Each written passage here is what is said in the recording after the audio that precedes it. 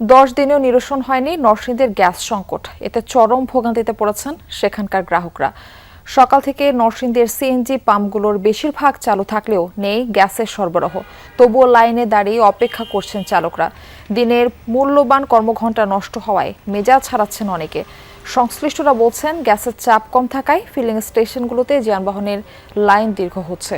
পরিবহন খাতের পাশাপাশি সংকটের প্রভাব পড়েছে শিল্প কলকারখানা ও আবাসিক গ্রাহকদের উপরও। তিতাস কর্তৃপক্ষ বলছে, কক্সবাজারের মহেশখালীতে ভাসমান এলএনজি টার্মিনালের মেরামত কাজ সম্পূর্ণ হলেই কেটে যাবে সংকট।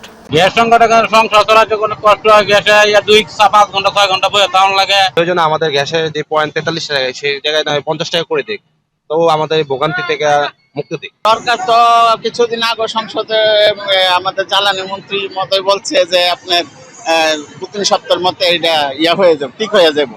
ঠিক তো দেখতেছি না। 15 দিন ধরে ঠিক মতন গ্যাস পাই না। এই কারণে আমরা জলাবিরের সমস্যা, যাত্রী নিয়ে সমস্যা। এই কারণে আমরা ভাড়া সর্বোচ্চ যাত্রীর থেকে 5 টাকা বেশি নিতেছি। আবার যখন গ্যাস ঠিক মতন পাবো তো আবার আগের মতন হয়ে যাবে।